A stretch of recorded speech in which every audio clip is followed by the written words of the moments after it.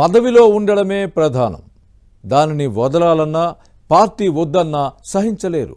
అందుకనే పదవి పొందేందుకు అడ్డదారులు వెతుక్కుంటారు. ఇప్పుడు విజయవాడ వైసీపీలో అదే జరుగుతోంది. నైతిక విలువలకు తిలోదకాలిచ్చి పక్క పార్టీలోకి చేరేందుకు సంకేతాలు పంపుతున్నారు.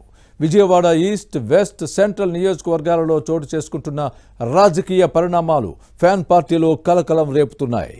వైసీపీలో ఉంటూ మరో పార్టీలోకి దూకేందుకు నేతలు చేస్తున్న ప్రయత్నాలను తాడేపల్లి ప్యాలెస్ పెద్దలు పసికట్టారు. వేడి పుట్టిస్తున్న విజయవాడ పాలిటిక్స్ పై ఏబిఎన్ ఇన్సైడ్ స్టోరీ.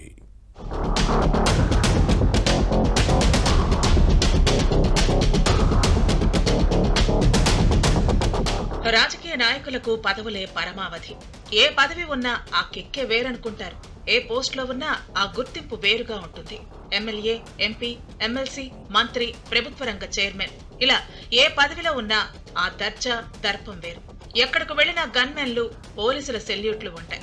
జెడ్పీటీసీ, జిల్లా పరిషత్ చైర్పర్సన్, ఎంపీటీసీ, మండల ప్రజా పరిషత్ చైర్పర్సన్, నగరపాలక సంస్థ మేయర్, కార్పొరేటర్, పురపాలక సంఘం చైర్మన్, కౌన్సిలర్, ఇలా ఎవరి స్థాయిలో వారికి గుర్తింపు, గౌరవం ఉంటుంది. ఉన్న పార్టీలో అలాంటి పదవి పోతుందంటే ఎవరైనా అసంతృప్తికి గురవుతారు. పక్క పార్టీల వైపు చూస్తూ ఉంటారు. అవకాశం వస్తే ఆ పార్టీలో చేరి ఎన్నికల్లో తమ అదృష్టాన్ని పరీక్షించుకోవాలని అనుకుంటారు. ఇప్పుడు రాష్ట్రంలో మరీ ముఖ్యంగా విజయవాడలో అదే జరుగుతోంది. సీటు మారిన టికెట్ లేని ఎమ్మెల్యేలు పక్కచూపులు చూడటం చర్చనీయాంశంగా మారింది.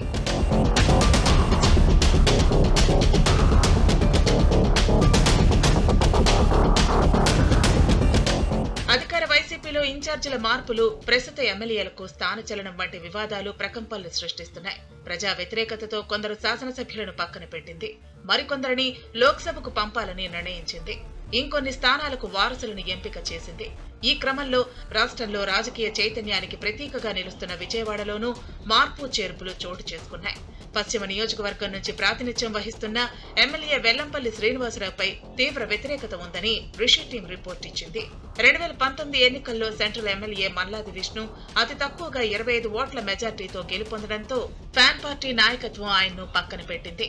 కుల సమీకరణాల్లో భాగంగా వెల్లంపల్లి శ్రీనివాసరావును సెంట్రల్ అభ్యర్థిగా ప్రకటించింది. మైనార్టీ నేత ఆసిఫ్ కు వెస్ట్ అసెంబ్లీ సెగ్మెంట్ ఇన్ఛార్జిగా బాధ్యతలు అప్పగించింది. దీంతో Vijayawada central MLA Malladi Vishnu high command పై తిరుగుబాటు చేశారు. అనుచరులతో సమావేశమై కాంగ్రెస్ లో చేరేందుకు రంగం సిద్ధం చేసుకుంటున్నారని ప్రచారం జరుగుతోంది. ఈలోపు వెల్లంపల్లి విజయవాడ సెంట్రల్ ఎమ్మెల్యే మల్లాది విష్ణుతో భేటీ అయ్యారట. తనకు మద్దతు ఇవ్వాలని కోరారని వినిపిస్తోంది. కానీ మల్లాది విష్ణు మాత్రం ఇందుకు ఒప్పుకోలేదని సమాచారం. తన దారి తాను చూసుకుంటానని కూడా స్పష్టం చేశారట. అయినా వెల్లంపల్లి మాత్రం మల్లాదితో రాజీ ప్రయత్నాలను కొనసాగిస్తున్నారనే టాక్ నడుస్తోంది. సెంట్రల్ నియోజకవర్గంలో కార్పొరేటర్లకు ఫోన్ చేసి తనకు మద్దతు ఇవ్వాలని అంతర్గతంగా కోరుతున్నారు.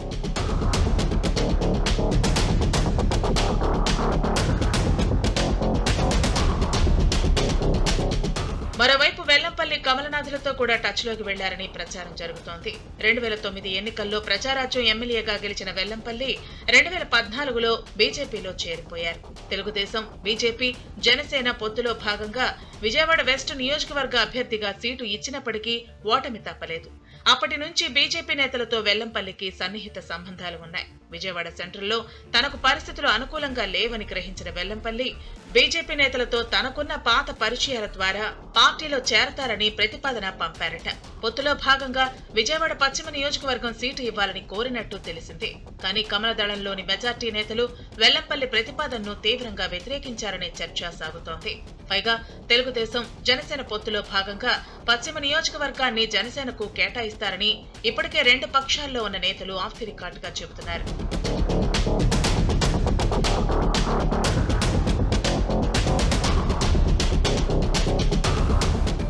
ఇదే సమయంలో విజయవాడ తూర్పు నియోజకవర్గంలో ఇప్పటికే దేవినేని అవినాష్ వైసీపీ ఇన్ఛార్జిగా ఉన్నారు. అయితే విజయవాడ ఎంపీ లేదా పెనమలూరు నుంచి పోటీ చేయాలనే ప్రతిపాదన హైకమాండ్ ఆయన ముందు ఉంచిందట. కానీ ఆయన తిరస్కరించారని తెలిసింది. హైకమాండ్ ప్రతిపాదనను తిరస్కరించిన దేవినేని అవినాష్ తూర్పు నియోజకవర్గంలోనే తాను పోటీ చేస్తానని నేరుగా సీఎం జగన్ కే చెప్పినట్లు తెలుస్తోంది. ఈ పరిస్థితుల్లో బెజవాడ రాజకీయాల్లో మున్ముందు పరిణామాలు ఎలా ఉంటాయో చూడాలి.